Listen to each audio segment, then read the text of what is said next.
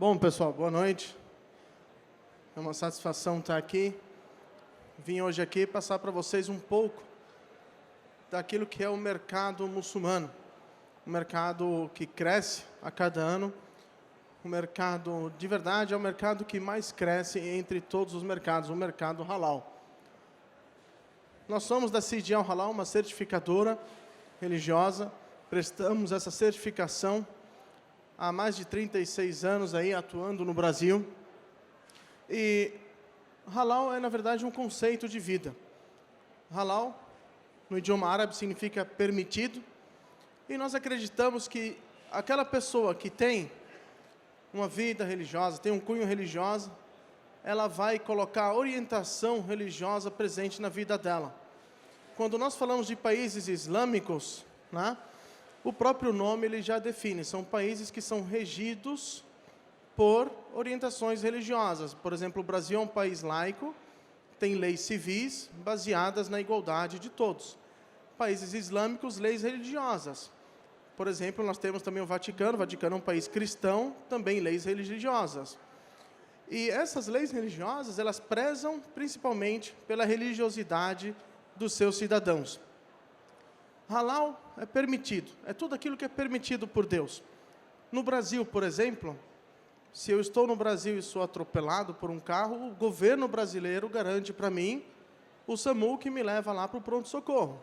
Se o meu filho nasce aqui, ele tem direito a uma maternidade de graça, tem direito à escola de graça, tem direito à saúde de graça, porque eu estou no território brasileiro. Se eu sou um crente e eu quero desfrutar daquilo que Deus tem a me dar, eu preciso viver dentro daquilo que Ele determinou, dentro daquilo que Ele definiu como permitido. Então, eu vou comer aquilo que Deus permite, eu vou vestir aquilo que Deus permite, vou ganhar o meu dinheiro de uma forma que Deus permite, eu vou me relacionar com as pessoas da maneira que Deus permite. Daí vem a certificação halal. Se eu sou um governo e eu quero esse bem para a minha população, eu vou exigir que tudo que entre no meu país, para a minha população, esteja de acordo com seus princípios religiosos. Porque eu não posso ter uma vida longe dos ensinamentos de Deus e depois eu querer o seu perdão, a sua bênção, a sua misericórdia, a sua proteção, a sua guia, desfrutar de tudo aquilo que Ele tem para dar, sendo que eu não estou vivendo dentro daquilo que é considerado o seu reino, a sua orientação. A certificação halal, ela nasce desse princípio e ela foi passando por várias modernizações. Hoje nós temos já, aqui no Brasil, alguns clientes, algumas empresas que já aderiram à certificação halal e elas já conseguem, hoje em dia, entrar no mercado muçulmano. O mercado muçulmano é um dos mercados que mais cresce. Outras das grandes empresas brasileiras que já aderiram à certificação halal já estão com seus produtos em países que são riquíssimos e de grande população. Entre a população muçulmana que consome produtos halal está, por exemplo, a Indonésia, um país asiático com mais de 240 milhões de habitantes. Está todo o Golfo Árabe, um país riquíssimo, porém deserto, onde há dinheiro, mas não há possibilidade de produção agro. Lá não tem pasto, não há como criar animais, muito menos cultivar peixes e etc. Benefícios dessa certificação. Nós temos aí vários benefícios a serem mencionados. Atender a requisitos do cliente. Os países importadores, eles pedem esse tipo de certificação, tanto que ela é um requisito para que o produto entre em seu mercado. A abertura de novos mercados, novas possibilidades, não se restringir a um certo cliente ou a um certo tipo de cliente. E também a adequação da qualidade. Uma das normativas halal mais famosas no mundo é chamada de GSO, Gulf Standard Organization. Essa Gulf Standard Organization, ela foi elaborada pelo pessoal do Golfo Árabe juntamente com o pessoal da ISO, lá na Europa, fazendo com que a certificação halal agora ela seja também atue também em conjunto com a ISO, juntando a qualidade, a segurança e também os princípios e valores religiosos. Credibilidade no exterior. Nós temos a atuação halal não apenas em países muçulmanos, mas em grandes países onde a população islâmica já é uma população expressiva nesse país, inclusive países europeus. A Inglaterra, por exemplo, a segunda religião da Inglaterra hoje é o Islã. A segunda religião da Alemanha é o Islã. A segunda religião da França é o Islã. Existem países na Europa de maioria islâmica já, como, por exemplo, a Albânia. A Albânia é um país de maioria islâmica na Europa. Potencial desse negócio, né? Vamos falar aqui. Primeiro, apenas uma explicação rápida. Árabes e muçulmanos são termos diferentes. Os árabes são aqueles que originaram a religião. O profeta Muhammad, que foi quem recebeu a mensagem do Alcorão Sagrado, era árabe. Então, a religião primeiro se difundiu entre os árabes. Porém, a religião ela é universal, aberta para todos. E, hoje em dia, apenas 15% dos muçulmanos no mundo são árabes. O potencial islâmico está realmente nos povos que não são árabes.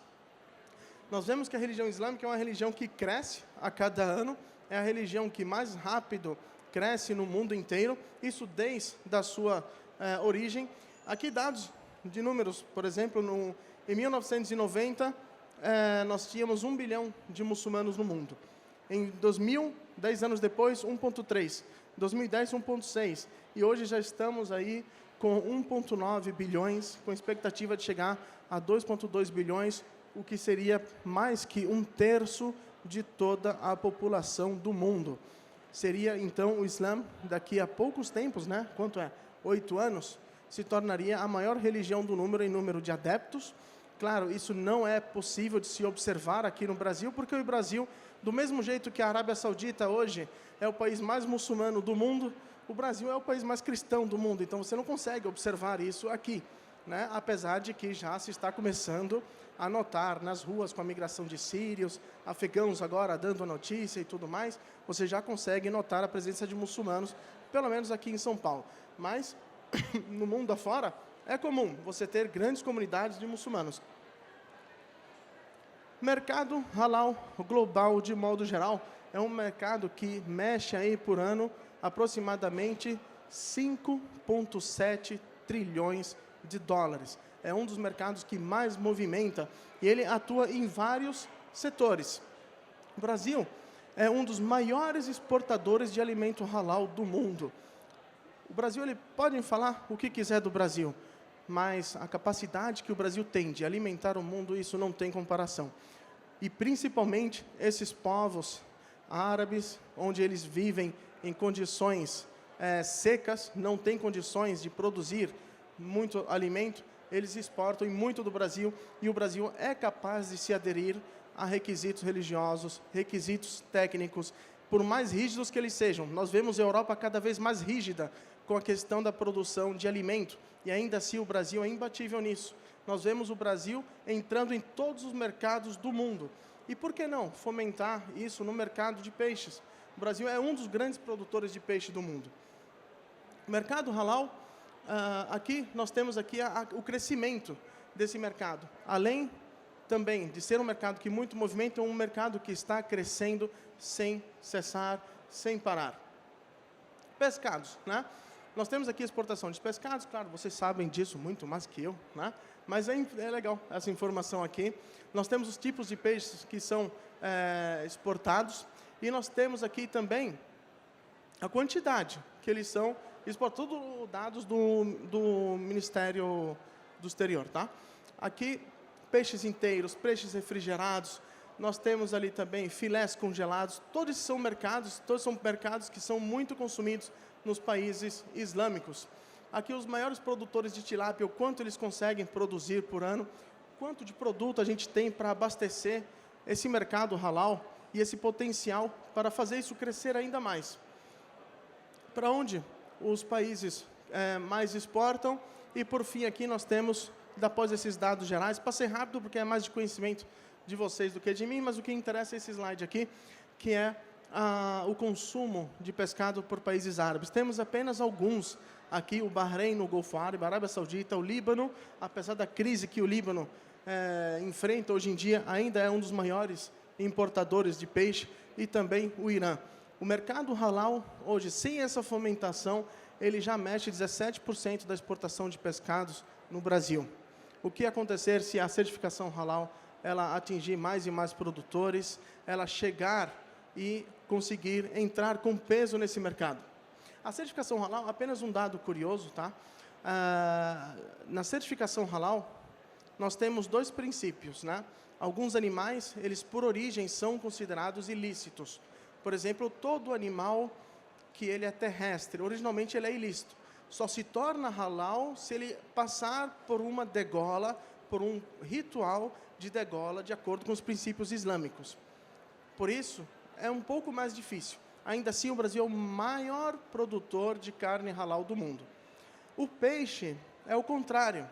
O peixe, na certificação halal, partimos do princípio que ele já é lícito, já é permitido. Não há nada que faça um peixe ser ilícito para o consumo do muçulmano. Isso facilita muito a certificação halal do peixe.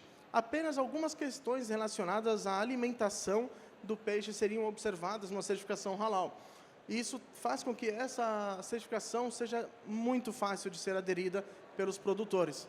Não é algo tão difícil. Quando a gente fala de produção de carne, a gente vai falar de criadouros, a gente vai falar de produção, linhas de produção, utensílios utilizados, um monte de requisitos, e ainda assim o Brasil é o maior produtor de carne. Falta a gente fomentar esse segmento aqui. Certificação halal, tá? O que são os requisitos mais observados na certificação halal? A documentação, certo? O sistema de gestão mesmo, pedir que os produtores eles tenham documentação que seja auditável para que possa se comprovar aquilo que é necessário. Licenças ambientais, todos esses requisitos legais que já existem pelo Brasil, e talvez a questão da alimentação. Áreas de produções aqui, para terminar, fabricação de ração, escolher bem os fornecedores, como já foi mencionado, e produção de peixe, ela já é uma produção considerada halal, não há nenhuma dificuldade nisso, apenas alguns requisitos específicos de alguns mercados. Por exemplo, a Indonésia. A Indonésia ela pede ali que haja um distanciamento entre as plantas que processam o peixe e que processam suínos, porque para eles o suíno é algo que é ilícito, na religião islâmica é ilícito, mas eles tomam isso com uma gravidade maior. E depois aqui, nós temos o processamento, que não há nenhuma restrição dentro da certificação halal. E muito obrigado. Bom, achei que eu consegui resumir bastante. Sei que houve um atraso, mas recuperei o tempo de vocês aí. Tá bom? Muito obrigado, pessoal. Tudo de bom para vocês aí. Ah, claro, se tiverem dúvidas, por favor, tá? Eu não estou indo embora, não. Boa noite, Sheik. Tá bom? Sim. Em relação ao Dubai. Sim. Dubai a gente enxerga hoje como um país árabe mais aberto ao mundo. Sim. E eles têm promovido, né, o país para o mundo, através do turismo, comida, enfim. Essa questão do halal para Dubai, como é que é? É igual aos demais países ou é uma coisa mais aberta? Sim, é igual.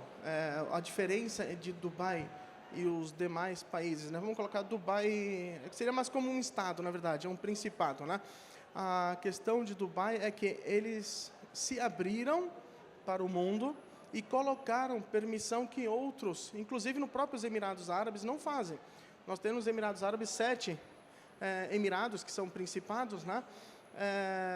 Alguns deles são fechados, que a gente nem sabe o nome, e outros são abertos, como Dubai, Abu Dhabi e outros mais. O que acontece em Dubai é que ele segue os mesmos requisitos do Golfo Árabe, os mesmos requisitos da Arábia Saudita, do Bahrein, do Kuwait, todos esses. Só que eles possuem, pela questão turística, algumas permissões para aqueles que não são muçulmanos. Por exemplo, na Arábia Saudita você não vai encontrar produtos de origem suína em supermercado. Não vai encontrar. Você vai para lá, vai ciente de que é somente carne e frango e peixe, só. Não tem suíno, né? Se você for para os Emirados, entrar num supermercado, você vai ter ali um setor fechado, escrito nele, setor não halal, onde o não muçulmano ele pode entrar ali e comprar algumas coisas que ele tem costume, por exemplo, bebidas alcoólicas, carne suína, e com restrições. Por exemplo, eu não posso entrar no mercado e sair com 3 galões de cerveja. É proibido lá. Vai comprar uma quantidade que é permitida por consumidor. Eles têm essas restrições. Eu não sou muçulmano, posso entrar lá com bebida alcoólica, por exemplo, em Dubai? Pode, mas uma certa quantidade, né? Então, eles possuem essa tolerância. Isso é o que difere ele e abre o país de verdade para o turismo, né? Tanto que é hoje o país árabe talvez mais aberto do mundo. Ainda assim, quando se vai lá, você encontra assim todas essas restrições.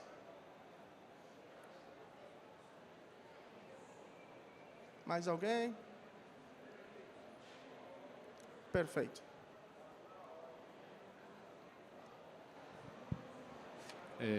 Bom, como não há mais perguntas, é mais um comentário, um fechamento mesmo. Primeiro, muito obrigado, Sheikh, pela disponibilidade. Realmente, esse segmento é para nós.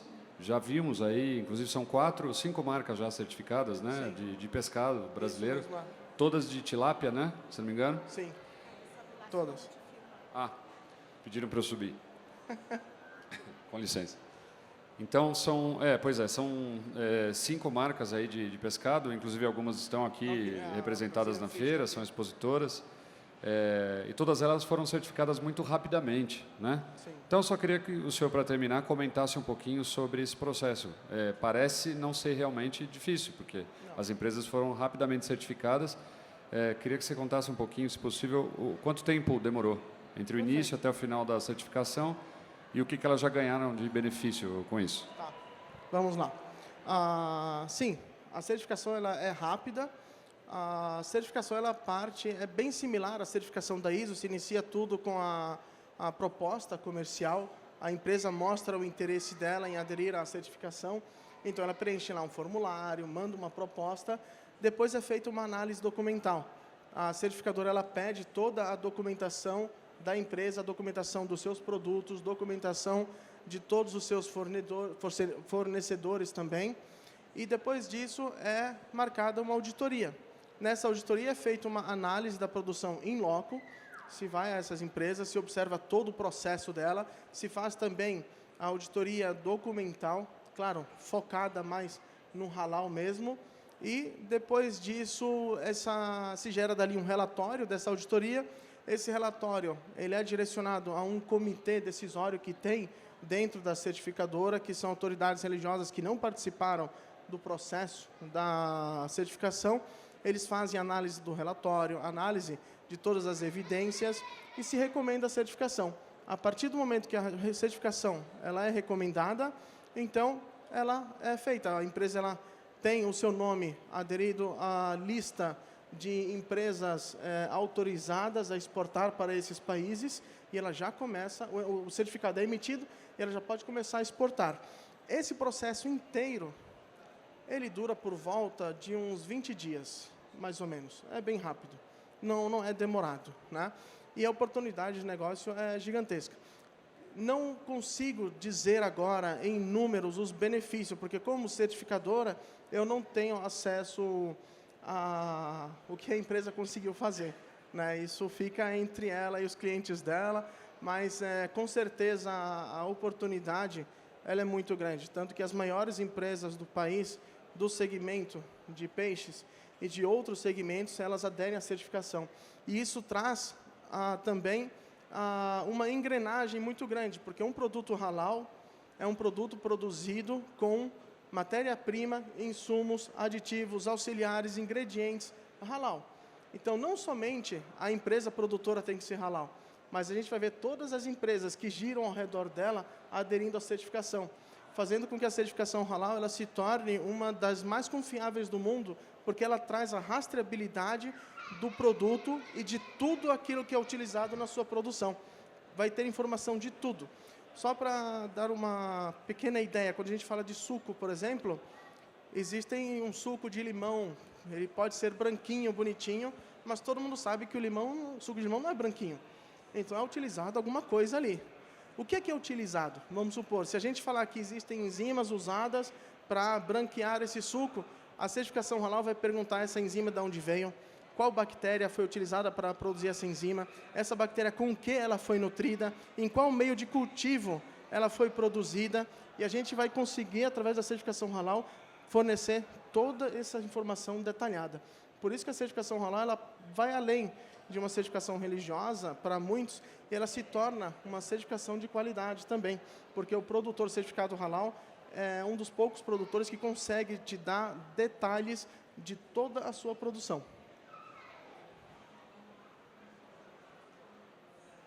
Impecável. Então, em nome de toda a organização, shukran. Obrigado. Shukran.